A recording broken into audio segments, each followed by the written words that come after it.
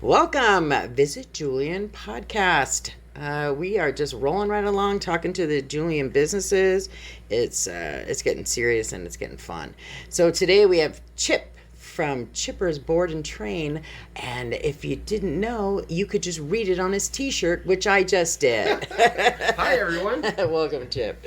So, Chipper's Board and Train. It's not for women or men. You don't train wives or husbands. You train animals. Animals, yeah. Dogs more often than not. Right. And I have 2 cats, which are well trained, and they go on walks with me too, which is fun. That's cool. I had a lady. Animal training. I had a lady come in yesterday here to town hall, asking if the lake restaurant was pet friendly, and I said yes. Anyway, long story short, she had a cat that she wanted to bring on the deck to eat. So people need to train their cats. For cats, it's yeah. a thing. Yeah. So I guess for the purposes of our conversation, we can focus on dogs. But you are relatively new to the Julian community, right? Yeah, a year and some change. Yeah. If you're a little old time local, you're just a baby in the. That's right. Yeah, it's all relative. Yeah, That's exactly. Right. But so you brought with you this idea, and this you purchased property that supports that idea of Chipper's Board and Train. It's 4.25 acres, and it's tucked back off of the 79, which works well for dogs that are potential flight risks or fear aversion kind of behaviors, so that we can help keep them safe. Good Place to run around. Yeah. So let's start with just the basics of what services that you offer to those who have animals.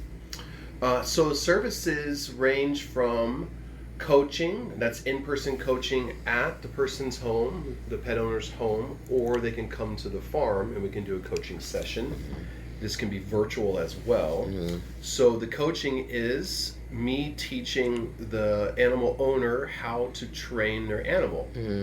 So I do this through demonstration, either with their dog or my dog if it's virtual, and then they try to replicate what I did, and then I coach them along the way, and I help improve their timing, their mechanics. This is clicker training. It's positive reinforcement training. So we're using a clicker, and we're using treats to reinforce the behavior that they just exhibited. The other services I provide are a daycare and train and a board and train. So the daycare obviously would be for people that are closer to where I am, where they would drop their dog off, and I would spend 8 hours training various behaviors, whatever's needed for that individual. The board and train, same thing, only the dog stays overnight with me, abiding by any of the same rules that the dog has at home, no bed, no couch kind of rules. I don't have those rules. Yeah, a lot of people don't. I don't have those rules. So the cats and the dog, my own, stay with us in the bed, and it's one of the best things about life, actually. I love waking up to the animals. So when they're board and trained, they actually stay with us in the bed if that's allowed. And I come up with a plan before the dog arrives, and I proceed with training according to that plan and document daily the successes that we have. So if someone's boarding their dog with you for a train, is it a week? Is it a couple of days? And I know that you're going to say that it's flexible depending on what the needs and yada yada, but I'm talking on average. Like if I have this dog and I want it trained to come when I call it and sit and stay and all those good things, stay off of the couch, God forbid. What does that entail? Is that a week? Is that a month? That kind of stuff. Since I've been a Karen Pryor graduate for about a year now, I've had, half a dozen board and trains, and they average about 3 days. And 3 days seems to be about right for getting the behavior modification that we're looking for. I currently have one board and train, Gus, and he is chasing shiny things. I call it the bedazzlement. So we're hoping that the world is shiny. That's right. Removing Gus from the environment that he lives in for a few days and nights will cause the behavior to extinguish. And that's kind of the goal here. In addition to that, being removed from the home environment and the routines that he already has, he gets new activities, new behavior training with me, and oftentimes these new behaviors transfer back to the home environment, which is a wonderful thing. So as I gain more experience as a relatively new trainer, I'll have more confidence in determining how long a specific animal needs for a specific behavior modification. But that board and train and daycare train are tools that we have that I offer along the way, or sometimes right off the bat, depending on what it is. Sometimes I discover through coaching a couple times, like, hey, it looks like you don't have the time to do the training that's necessary to change the behaviors. So let me come in and work with your dog for a couple days and then give them back to you and see if that helps. Sure. Yeah, that makes sense. Supplement the coaching with the board and train. That makes sense. Yeah. It's like for me, I have a dog. Now you're just going to give me a little coaching session here. Oh, yeah. I'm using the podcast to get wonderful. I have a dog that I am 100% sure is a genius. And she wants so much to be a good dog, but she's also extremely impulsive. So, and we live down, in the desert, and there are noises and coyotes and rabbits. I fear if she ever gets out of her yard and gets a rabbit, you know what I mean? Because it's like, I don't know.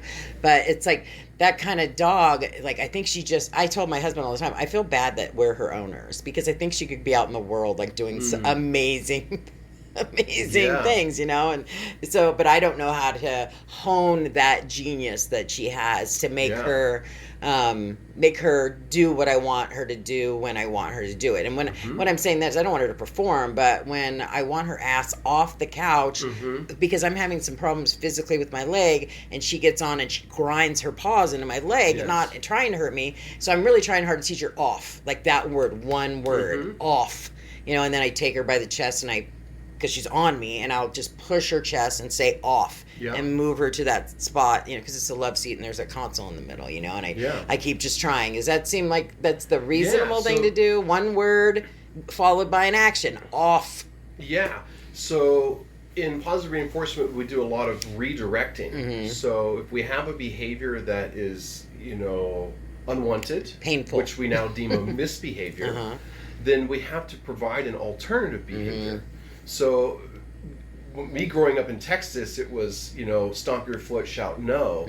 But then what? Yeah. So the dog is like, well, I'm going to go back to doing what I wanted to do until you stomp again. Yeah. And then when the stomper leaves, they just do whatever they want. Right. This is why positive punishment doesn't work, because it only works when you're there and you have to keep maintaining it. Right. So if we were to redirect by first saying, let me have your attention, eye contact, and then how about you chew on your bone, or play this game of fetch, or how about a game of tug, or relax on the mat like I showed you how to do, or let's go take a quick time out in your crate, or would you like to go outside for potty? So a big challenge of this is, what does my dog do as an alternative to what it is doing that I deem misbehavior? And this is a challenge, because there's a lot of things like targeting that animals that can do, and this is part of what I coach is, what can I have my dog do as an alternative to like smashing my sore leg on the couch. And oftentimes there's some brief foundational things that we teach them. One of the major ones is how to relax and do nothing. The act of doing nothing is, ironically doing something. Sure. Right? Yeah. So many times if we teach our dogs how to relax and do nothing, then when you are doing nothing, they are doing nothing. Right. Because they learn through an antecedent arrangement that, mom's sitting, I'll sit too and wait until it's time to do something. Right. Yeah. So this is. So as an owner, I need to be, aware of the fact that the dogs at times need to do something. And it's a lot easier in the summer because we have a swimming pool and we go out in the back, and all the dogs, we have 4 dogs now, just recently lost one, so we had 5, but the pool in the backyard during the summer. But when it's winter, it's freezing, and you just want to cuddle up in a blanket, and you want your dog to stop hurting your leg, that kind of thing. And so it's my responsibility. I get it. Well, it's a mind shift that I found very challenging in the beginning, where we're actually looking for the behaviors that we like during the day and reinforcing those with attaboys, praise, treats, or toys.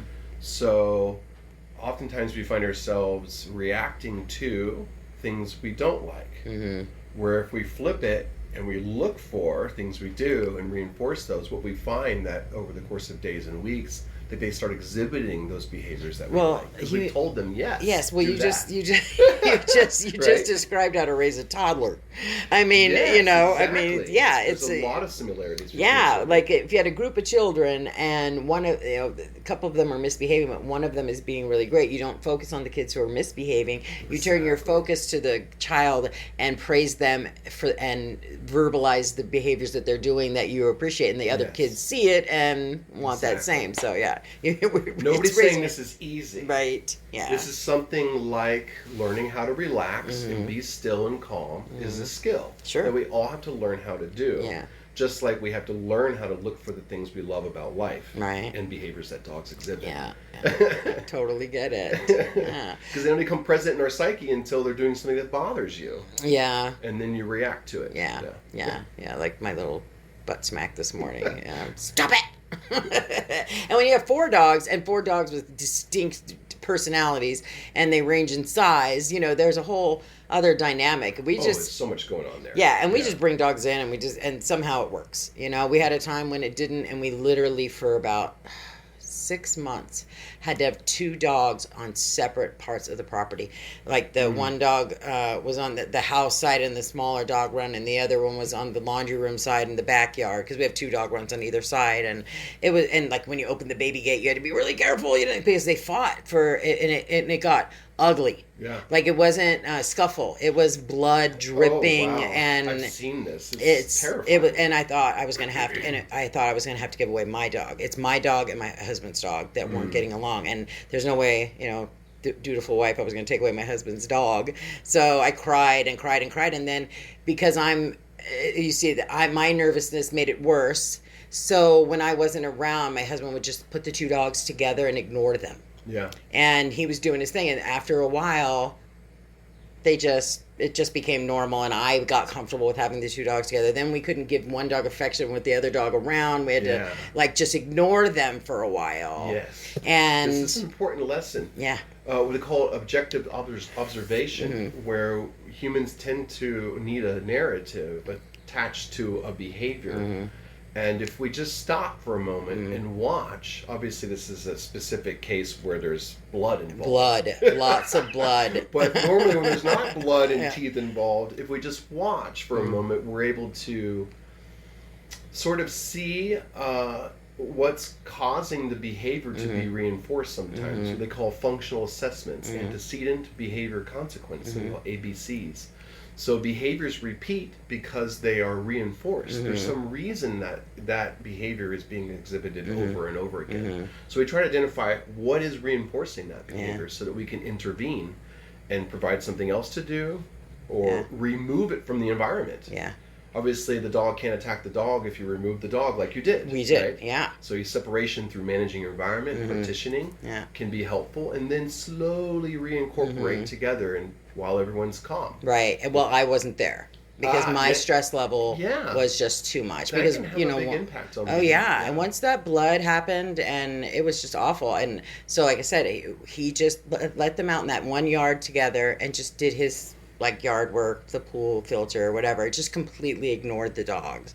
And we still have a little bit sometimes of intimidation that goes on. I mean, one's a Rottweiler, German Shepherd, and the other one's a Heeler Pit Bull. It might be quite the fight. Yeah. Oh, it was an ugly fight. I can't even begin to tell you, Chip. It was large breeds. Yeah, it was awful.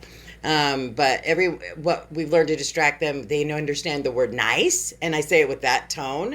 And when they hear me say nice, that gets their attention. And that's a redirect. It just do you get eye contact? Yeah, I don't know if when I say it, they stop what they're doing and look at me. Yeah. So that's one of the foundational behaviors that I help people learn is their name or an orienting sound like nice. Yeah. Is the first step. Yeah. Once you have them looking at you, then you can ask them to do something else. Yes, I start not walking. chew on each other. Yeah, if it gets to a point where, I hope this is okay for our conversation purposes of the podcast? Of course, Okay. yeah. It's a real world example. Right. So, And it's specific to every person and their needs of how I'm going to help. I have to get in everybody's business. I Right. go in their home. Yeah. I'm going to see how Yeah. their place is laid out. Yeah. Who lives there. right. Yeah. What their routines are like Yeah. in order to help. Yeah, So, sure. So, like you said, to redirect, if it gets to a point where I'm nervous, like a lot of times I can just say it and they'll just do their own thing, like they'll separate. But if I'm feeling like this isn't, my nice didn't work as much as I wanted to, just the word, so I'll get up and I'll move, like I'll go that's really somewhere, good, and then Mom. they just Yeah. follow me to what I'm doing, or I good. can call just one of them, and that one will follow me, and I just Perfect. because So what you're doing there is you're changing the antecedent arrangement. right, You know, whatever is there at a specific moment in time is causing tension. So rearrange it, you mix it up, change Mm-hmm. Yeah. it, and then that causes the tension Yeah. to be will dissipate. yeah.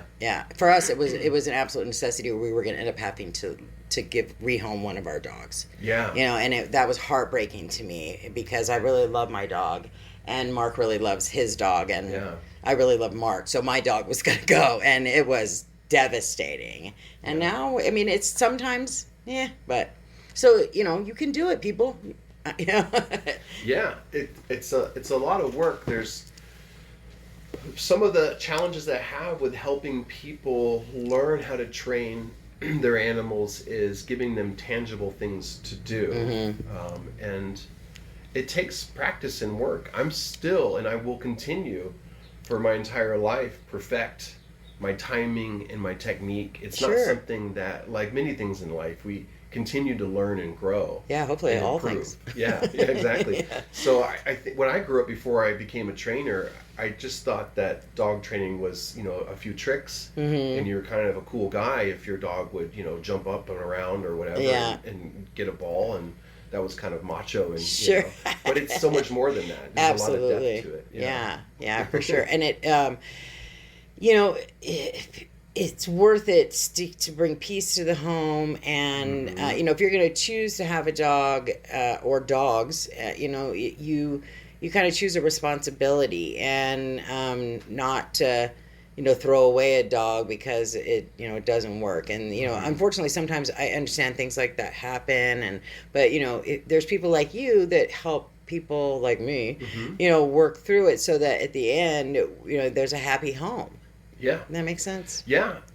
With the clicker training, it's not uncommon at all to show somebody the foundational behaviors like targeting, relaxing, eye contact, recall, and some leash walking. Those basic foundational behaviors go so far in helping harmony in the home. And those basic foundational things are just seem very difficult for people to learn how to do. And many times the unwanted behaviors just stop because you've created this communication tool with your dog, and they now get you. Yeah. I get you, man. I get you. Because you were saying yes a lot. You're saying Yeah. yes with treats. Yeah. And they like that. Yeah, You know, they sure. like hearing yes, just like we do. Yeah. It's like, yeah, you did a good job. Yeah, Good totally. job. Totally, yeah. Yeah. Hey, you're awesome. And Yeah, the treat thing absolutely And works they out. learn really quick. Yeah. So our dogs want to kill the UPS man. It's like when the UPS guy comes, oh, forget it. All hell Yeah. breaks So this is loose. This is such a fascinating example. Barking at people approaching the home, male or whatever. So it's largely or commonly out of fear. So the dog is saying, red alert, someone's approaching. I must tell everybody and bark at this thing until it goes away. So what happens, what we call unintentional cueing, is where basically where the dog barks until the Threat is gone. threat is gone, thank you, and now the barking is reinforced. Right, because the threat's gone. Automatically reinforced because the threat is gone. So this is really common. Super So they frustrating. think, you know, look what I did. Yeah. I barked and that person went away. Wow. Next time they come, I'm going to do it again. Yeah, it's 'cause it every works. time. It It's works. so, and I just, it drives me crazy. Yeah. So you have to intervene and redirect or manage your environment. Close your blinds. Right. You know? Yeah, totally. Have them busy tugging on a toy. Yeah. while someone approaches. And I know that the UPS guy comes between 2 and 3. What the hell is They're my ready problem? for it, But Julian, the they smart... can read clocks. Just kidding. I'm sure they've got a biological one. But Julian, my smart dog, the one that I was talking about, she now knows when the UPS man comes, if I call her and she comes, she immediately gets a treat. Like, I stop whatever I'm doing and I bring her a treat because she knows if I don't bark at this man and I come in the house, I'm going to get a cracker. Right. So she's the only one. I got 4 of them and she's the only one. So I'm saying she's smart. The other 3 are idiots. But she'll just, I'm going to get food if I don't bark at this dude. And she comes in the house. So it out. yeah. So yeah. And I'm sure I'm not the only one that has that problem, the barking dog at the house. Multiple dog households are a unique challenge because from what I have gathered, training each individual animal separately, solo, is really important. So they learn the behavior one-on-one, and then they'll behave. They know what to do as a group. Yeah.